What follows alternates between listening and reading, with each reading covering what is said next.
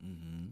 Que o inimigo, astutamente, dentro da tua pergunta, questão da sociedade, ele astutamente, ele trabalha na sociedade para que essa galera toda saia. Por que eu falo feridas geracionais? São feridas que os avós tiveram, os pais tiveram e não foram tratadas. E elas são projetadas para os jovens adolescentes hoje. O que acontece? Eles potencializam a ferida dos jovens adolescentes. E por isso que eles ficam mais vulneráveis a esse sistema que a sociedade está vivendo. Ou seja, os jovens hoje, longe da palavra de Deus, são presas fáceis.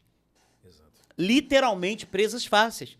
Né? Porque realmente o sistema da sociedade que o mundo tem colocado para tentar tirar os jovens, tem feito o jovem pensar o seguinte: eu sou Nutella mesmo.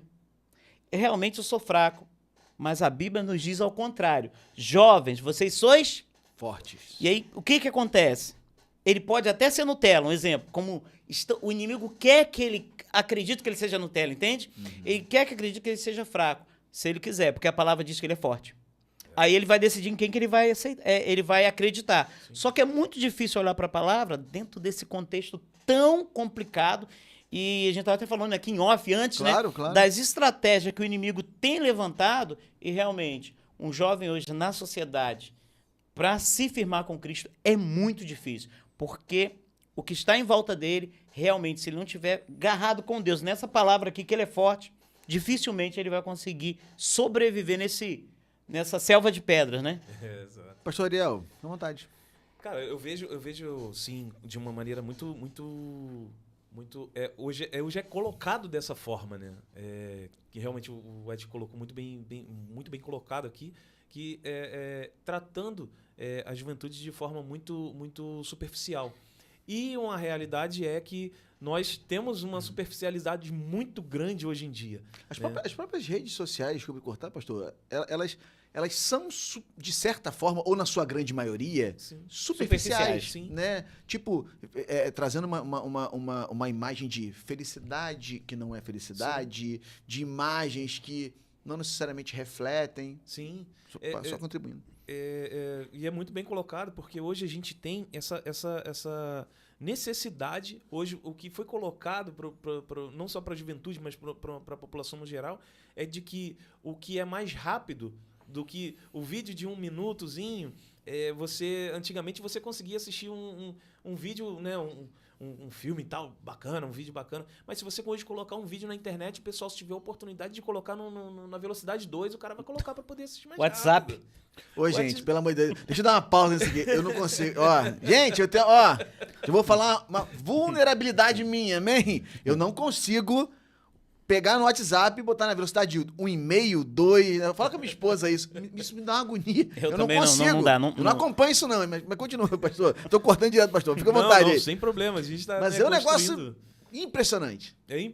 Porque assim, como vão colocando sempre situações para que hajam de forma mais rápida, mais superficial, a gente tem hoje uma juventude que está envolvida totalmente nessas áreas, porque a gente vê a rede social tomando conta, né? E em off, né, a gente até comentou sobre isso, né? A rede social está tomando conta de tudo isso. Pessoas estão utilizando essa ferramenta para poder, a cada dia mais, trazer algo mais rápido e que seja objetivo e que pegue essa pessoa e segure. Né? E por esse motivo, os jovens acabam perdendo a essência da palavra, perdendo a essência de ter que buscar, de buscar a ler, a procurar saber o que o Espírito Santo está querendo falar. Mas não, às vezes a gente quer buscar somente algo simples, mais rápido, mais objetivo, e esquece de se aprofundar na palavra. E aquele que se aprofunda na palavra, meu irmão, aquele que se aprofunda na palavra tem algo poderoso, que é viver o sobrenatural do Senhor na vida dele. É verdade, verdade. E é interessante, você estava falando, pastor Ariel, assim, a gente até fez acho que uns 2 ou 3 podcasts passados aqui, a gente falou muito sobre mídias digitais, sobre a internet, sua importância, né? Não vou falar aqui porque não é o assunto central hoje, mas pegando um gancho do que a gente falou em alguns momentos aqui, né, até com outros pastores que estavam aqui com a gente, não que a gente tem que se adequar, ou como é que eu vou dizer,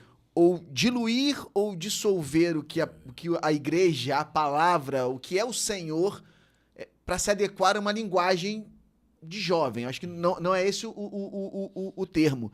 Mas eu também acho que a gente tem que parar, a gente falou isso, por isso que eu lembrei do outro podcast, né? De dar honra a quem não tem honra, né? E propriedade a quem não tem propriedade. Né? Dizendo que a internet, por exemplo, e hoje a gente está usando a internet aqui, estamos no YouTube, estamos falando do amor de Deus com várias pessoas, eu tenho certeza, e abençoando. A gente fica falando e querendo insistir que a internet é do inimigo. Não. Sabe, tipo assim, só tem coisa que não edifica, coisa que não agrega. Meu irmão, até concordo, se você pegar lá o percentual, talvez a grande maioria seja o que não edifica, não agrega, Exato. e só faz você perder tempo. Mas se a gente não tiver aqui pastores, igrejas, nós que estamos aqui hoje, aqui falando com você, usando a internet para te abençoar, para te dar uma palavra de ânimo, de vida, uma palavra que é a verdade, é a vida, quem vai fazer? Então a gente tem que estar nesses canais para falar para esse... E conseguir se relacionar. Hoje, gente, assustadoramente, uma geração é considerada uma geração em 4 anos. Porque o que nós levamos 40 anos de informação, uma geração hoje, pela tecnologia, leva 4 anos. E a gente tem um problema disso aí, não estou falando que é ruim, mas qual o problema? Que as nossas informações eram filtradas. Essas não vêm como um avalanche. Para cada assunto, você tem 1000 pessoas falando do mesmo assunto de maneira diferente. Verdade. Sim. E o que acontece? Aí é uma confusão muito grande. E aí, ó, tudo é verdade para eles. E aí a tela, ela vai comprovado isso, que a tela ela te oferece algo que ela nunca vai te saciar, que é uma satisfação. Por isso que a gente tem toda hora vai na tela, por quê? É algo que a gente quer saciar. Tanto que 75% dos adolescentes jovens entre 13, sim. 15 e 23 anos, 75%. A gente está falando de adolescentes cristãos, tá, gente? Não é igreja, não é escola e não é a família que educa, são as telas. E o que é mais assustador, desses 75%, 75% de conteúdo não cristão. E aí você tem hoje o efeito Dix também, né? Que você pega um adolescente hoje, você vai no perfil do Instagram dele, ele tem 3, 4 contas diferentes, onde ele é outra pessoa ali. E como que a igreja trabalha com tudo isso? Realmente a gente precisa pensar sobre isso, é assustador. A gente trabalha com jovem e adolescente, a gente precisa orar muito a Deus para entender. Porque, assim, E nos dá estratégias. Estratégia, porque você falou algo muito interessante agora há pouco. Uma coisa é certa, estamos numa outra realidade. Os princípios não mudam, os princípios bíblicos são imutáveis, mas as estratégias precisam ser diferentes. E por quê? Por exemplo, e aí os pais se veem em meio a tudo isso, eles começam a criar uma agenda maluca para os filhos, agenda de adulto. Porque eles querem o quê? A famosa... Estava até ouvindo esses dias uma moça pregando, né? A compensação emocional. O que eu não consigo dar de tempo, eu dou de outra coisa. Sim. E a gente coloca um peso sobre esse adolescente, esse jovem, que ele não deveria ter. Ele não deveria. Porque eu começo a projetar as minhas ausências em relação a eles de uma maneira errada. E aí você imagina a cabeça